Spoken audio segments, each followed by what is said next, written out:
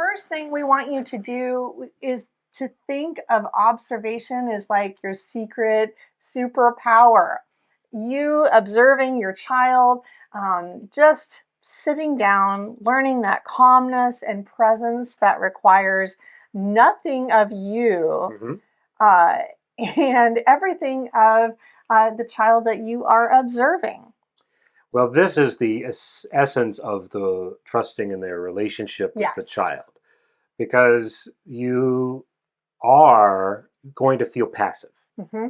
You're not. You're actually deeply engrossed in what's happening. Yes. But you're not sportscasting. You're not directing. You're not um, solving their problems for them. Oh, yes. I was You going to say, like, are. overly thinking Mm, through what they're doing at that yeah, moment. you're essentially slowing down, sitting, watching what your child is doing, gathering in as many inputs as you can, every little behavior or interaction, and writing it down, or making a mental note of it so that you can go back and journal about it later.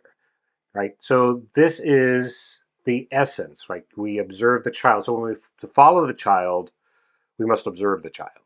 And to observe the child is to use the scientific approach to discovery, which is what Maria was. She was a Yeah. scientist. I really love that Maria began her method out of her scientific observations in general. You know, this is what she was learning in school, doctor school.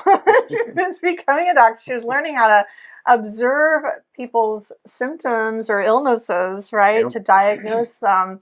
And she thought it was so fantastic. She was so taken by the scientific method that she just naturally started to use it when observing children. totally. But her reasoning behind this actually really goes into nature, you know, like observing the natural world around us. And so, one analogy that might help you as you are observing your child is to think about that moment where you're outside and you're watching a butterfly. Mm-hmm, Okay, mm-hmm. so do you remember the last time we saw butterflies? Yeah, we went down to that monarch place a few weeks ago. Yeah, we were in Santa Cruz. There's a place called Natural Bridges, and it's actually a monarch sanctuary. It's actually very famous. Yeah, Yeah, where they go and they hibernate during the the months. journey Yeah, from the north to south. Yeah, yeah. So it's a beautiful place. We didn't just see hordes of wrong monarchs season, there. It was the wrong season. but we did see And some. also it varies year to year how many are That's true. there. So you never know, right? When Well, this feels nature is wild, appropriate right? to the child. You never know what's going to happen. The season may not be right, but if you Okay. look closely, you might Okay, find. yes, but I want you to think about like your experience watching a butterfly. Like, so we were in the eucalyptus forest and we were walking like through it's like part eucalyptus forest, part sand dunes, and we're wandering around and we did not see any butterflies, and we knew that this was a monarch sanctuary and that we were like hoping to see butterflies, right? Yeah. But we didn't see any for a long time.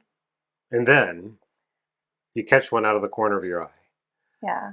Or you see one flitting by and you're not sure if it's a leaf or something else or a bird, and you have to go and look.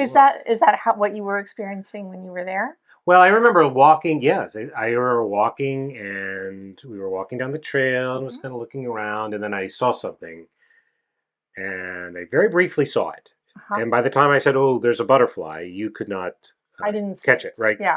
It had flitted away. But then we knew that there was at least one butterfly somewhere Right. on this in this Yes, because ground. you had seen that little fluttering.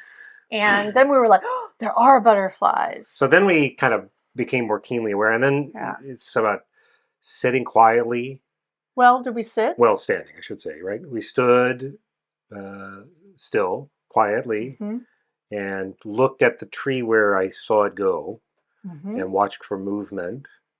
And then eventually, I did see one, and then I think you saw it too. And then watching it kind of flit around, like in this helter skelter like pattern, right? Like it's like, I don't know how it knows. The butterflies are amazing. They seem to just sort of flit, but Right. they obviously know where they're going and can direct themselves. But it seems amazing to us because they just sort of like are flapping around, and it's incredible, and they're very delicate, and they somehow matches to your energy, right? Like you had to be still, you had to be focused in order to see it. Now, I'm sure if there were thousands of them, it would be quite different. But in this experience, which I think is more typical for when you catch a butterfly in the wild, you have to sort of be very intentional and patient.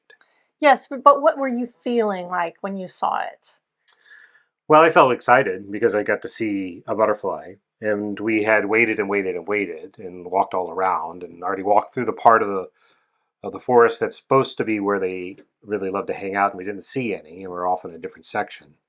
And I had kind of resigned myself to not seeing any butterflies, Right. and so it was especially gratifying to catch one. And we only saw maybe half a dozen. We didn't see very many, Mm-mm. but we did see some, and it's very memorable. And to your point, like you wait, you look, you're patient, nothing happens. You kind of resign yourself to no butterflies today, and then you catch it out of the corner of an eye, you stand still, you watch, and there it is again.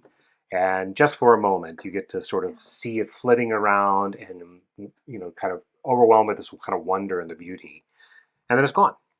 And it's a really cool experience. It was a cool experience. It's an experience that anyone can have in a local park. This is a great time to actually go and try and have that experience yourself, whether you see a butterfly or not. I mean, you're more likely to see a butterfly if you go to a botanical garden. Sure. What I remember is you seeing a little flutter out of the corner of your eye and saying, "Oh, I see one." And then there was like this little burst of like, oh, excitement, like a Mm-hmm. gasp, right? And I looked and I did not see one. And then we both stood super still Yeah. and we just paused. And you're right, it was right after that moment where we had almost given up. We had walked for like a half a mile already and Oh had boy. not seen, Yeah. or more, and had not seen any butterflies. And I had been looking, and I know you had been looking too. And we kept going around each curve, wondering, will we see a horde of butterflies like laying on a bench? Will we spy them in the sky all fluttering around? Like, Something. wow, will we see anything? And by the time we finally reached that place where we did see one butterfly, we had walked a long, long time. It was much more And than a half a so mile. it felt really special to see Yeah. that first little flutter. And we both stopped, and we probably stood in that same place for like 5 minutes and just like hunted with our eyes among the leaves. And the eucalyptus trees are very, very tall.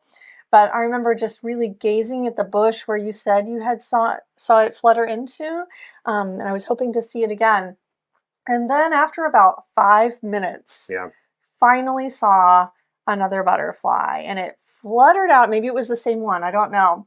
It fluttered out, and I don't know if you remember this point, but we literally followed Yes. it. It went down a little trail. We were going to go the other direction, but we decided to go down the other one. Yes. And I think, I know it sounds funny to maybe like be following a butterfly into the woods, but it just felt like this kind of magical, special moment, like, aha, like it happened. There was fluttering. And then we didn't want to let our eyes leave it. And we just continued to watch it and watch it and watch it until it disappeared again. Well, this is a super apt analogy that you're Right? making because that is exactly how it is with observation of a child. Mm-hmm. We went, we didn't set out to go in truth. We didn't go to that park specifically. We were just in the area, like, oh, let's stop by. But we knew it was famous for butterflies, for monarchs, because it's on the migratory path. Right. And it's signage everywhere about butterflies. So it's as though we had bought the materials, right? What? Okay. Right? We have set up ourselves for success with butterflies. Here is all my stuff, butterfly me. And nothing. Nothing, nothing, nothing. Like we walked, and we did. I know you said half a mile. I think it was more like 2 miles. We had walked a Probably. long way and had meandered in it. It's not a super big park, but we had meandered around and around, and we had just kind of given up. Like, okay, great. And Santa Cruz is not particularly close to where we live. Mm-hmm. It took us a long time to get there, and it's very fun. So made the investment. Here we are. Butterfly me. I'm being patient. I'm all dressed up for the appropriate hiking experience. I came to the place and it's not happening. Yeah. And just when it seemed like all hope was lost, we saw it, and we didn't see 1,000 butterflies. It wasn't like some Disney-esque moment where you walk in and there's millions of Wouldn't butterflies that have everywhere. been It amazing? would have been But Encanto style or something. No, it was a single little butterfly. You didn't see it for the longest time. And then you finally saw it. Well, then I kept seeing it and you were like, where? And I was like, it's over there. And then you saw it and then we followed it and I kept seeing more. And you were like, where are they? You were always just a little bit too late. But then we both got to really, really see it. And it was very small, like the amount of time compared to the amount of time that we had spent. But it paid off. The patience and the observation paid off. The butterflies were there when it was time for the butterflies. okay, so what can parents take away from this? Because this is Montessori truth. This is the actual real method we are giving you right here on the Power Hour. This is very akin to what you would get in a conversation about observation if you were pursuing your Montessori certification with a very good training center, all right, to be a classroom teacher. So although I don't know if they talked about butterflies there or not, what you need to really hone in on here is patience, big time patience. In fact, in one of Maria Montessori's books, I can't remember which one, she actually says flat out, maybe this one may not be, but someone asks her, like, if you were to give one piece of advice to the guide, like, what would it be, right? Or like to anyone who wants to follow the child, what is it? And she says, it's just one word. Like, what's one word? She says, it's just wait. Wait. Yeah. Wait. That's it. That is from the horse's mouth. All right. So observing, yes, put your attention on it. Yes, be keenly aware of what your child is doing and curious about it. Don't give up. But just wait And and trust. Like, and trust that will be trust your there. child. Some kind of magic is going to happen. It might not be the thing that you were hoping for or looking for, but there will be something because your child really is just an entire forest full of magical moments. Yeah. Developmental skills that are constantly emerging. And what are the chances that you're going to just happen to see the right moments, the most amazing skill just as it's about to emerge in your child? What are the chances? Like, you're wandering into the woods. And so if you're present and patient enough, you will start to notice things That's right. that will give you clues about your child's development and help you to become a better guide to them. So it's not that you don't want to prepare the environment. Right. We went to the park. We want to see butterflies, but the rhythm of the child, just like the rhythm of the world, is its own. And your responsibility, as Pia, thanks for that. Wait is a beautiful concept. Mm-hmm. So, for example, you might have prepared an environment and you gave them a big pink tower and they just won't do, or I don't know, you gave them some sandpaper letters or something and they're just not doing anything with it. All right. And they're just really, really frustrated. Wait and observe. Right? If we had never seen a butterfly, we still would have seen many, many beautiful things. Oh, yeah. There's so many beautiful things in that park, including this awesome rock structure with a big hole in it. There's this why it's called Natural Bridge. It's like this amazing phenomenon. Like, over the course of tens of thousands of years, it had eroded this rock. What are you seeing your child do? Maybe you're seeing your child stack blocks up over and over and over. Like, they're not touching the sandpaper letters or whatever you may have prepared for them. What are you seeing them do? Maybe they're lining up their cars, lining up blocks, lining up dolls, lining up objects. You're observing the absorbent mind at work, right? You're getting a clue through that observation about what they really are ready for. Doesn't mean that those sandpaper letters or whatever you prepared for won't eventually happen. Someday the butterflies will be there. That's right. Not today. Today is a day for something else. When you wait and watch, you see that. Yeah. And you're right. Like, maybe it's not just butterflies. This is one of the things that I really love about hiking.